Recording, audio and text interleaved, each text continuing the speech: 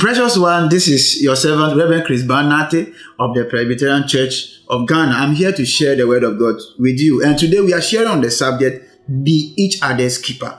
Be each other's keeper. Let us read something from the Bible in Genesis chapter 4. We are reading verse 8 and verse 9. Genesis chapter 4, verse 8 and verse 9. Now Cain said to his brother Abel, let us go out to the field.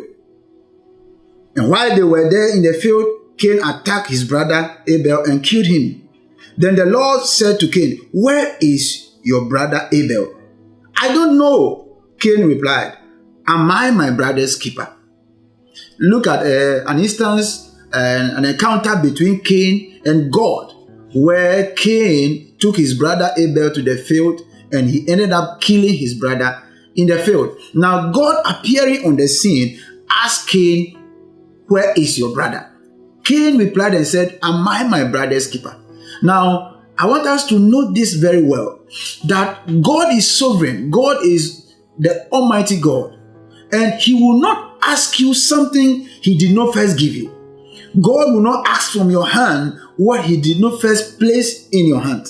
And so for God to be asking Cain, where is your brother Abel? It is indicative of the fact that God has actually placed Abel in the hands of Cain to take care of. Now, instead of Cain to take care of his brother Abel, he rather killed him. This is to tell you how human beings have become. The very things that God puts in our hand, we end up destroying them. I'm asking you today, the things God has placed in your hands, are you taking care of them or you are destroying them? The human beings God has placed in your care, are you taking good care of them or you are just wasting them? I'm here to ask you, the better things, the blessings God has put in your hands, how wonderful are you taking care of them? This is an encounter between God and a human being, and it comes to tell us that no matter the position we find ourselves, there's always something in our hands God expects us to take care of. And more importantly, human beings around us. More importantly, friends around us. More importantly, families around us. Sometimes even strangers. So I'm asking you, the people God has put in your hands, how are you taking care of them? I'm asking you today, the husband God gave you, how are you taking care of him? The wife God gave you, how are you taking care of him? The children God gave you, how are you taking care of them? As a boss, the workers God gave you, how are you taking care of them? The Bible is saying that we must be each other's keeper. The plan of God is that we must be out there looking out for the well-being of each other. We must be on the lookout for each other. And that is what we are talking about today. In this world, we don't exist for ourselves. We don't live ourselves. God's plan and God's agenda in His sovereign wisdom has programmed human life that we are dependent on each other. Our well-being is dependent on each other. Nobody is an island. Nobody lives alone. Nobody succeeds alone. And that is why we must be each other's keeper. So from the Genesis account, let us look at what the prophets also have to say. In Isaiah chapter 41 and verse 6, the Bible says, everyone helped his neighbor and said to his brother, be of good courage. Everyone helped his neighbor and said to his brother, be of good courage. From the prophets, this is the message we have today. I am here to tell you that the people around you were placed there by God for you to take care of them. The people around you were placed there by God for you to be a blessing in their lives. From the prophets, let's go to the gospel account and see what Jesus himself did in John chapter 19 and verse 26 and verse 27. John chapter 19 verse 26 and verse 27. When Jesus saw his mother there and his disciple whom he loved standing nearby, he said to his mother, dear woman, here is your son. And to his disciple, here is your mother. And from that time on, his disciple took her into his home. Now, Jesus, at the last point of his life on the cross, did something very significant that teaches us a great lesson today. Just when he was about to depart this earth, handed his mother to the disciple he loved so much, and also gave the disciple to his mother. He said, take care of each other. Be each other's keeper. This is my message for you at the point of my death. At the time I'm about to leave this earth, one thing I want you to remember to keep on doing even before I come again is that you must look out for each other's well-being. You must be out there to seek each other's well-being. Child of God, as you listen to me today, I am here to tell you that look at the sun. It does not produce the heat for itself. Look at the rain. It does not rain for itself. Look at the trees. They don't raise shadows for themselves. Whatever they do is for the benefit of humankind.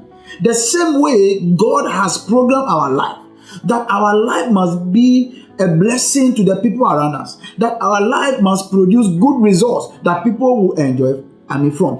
This is what we need to be out there doing. Today, there are people out there whose lifestyle is just to backbite some people.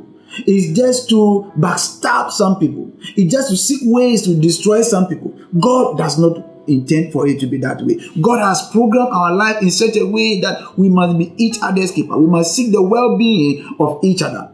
Look at the world we find ourselves in today with this pandemic issue. I am telling you, this is the right time for us to be out there looking for the well-being of each other. Pick that phone today. Call that friend, call that relative, find out how they are doing. There are people who are related to you, someone who are abroad and have been hard hit by this virus issue. Pick a phone and call them. Send that text message. Find out how somebody is doing. That widow around your place, that orphan around your place, those poor people around you. Check on them, visit them. And this is the time for us to also show love, for the rich who have done so well this time by advancing a hand of help and giving some food items to the poor. Don't stop. Don't let the end of this virus issue also end that thing you have started. That is how God actually intended it to be. That the rich must take care of the poor. The rich must be on the lookout for those who don't have.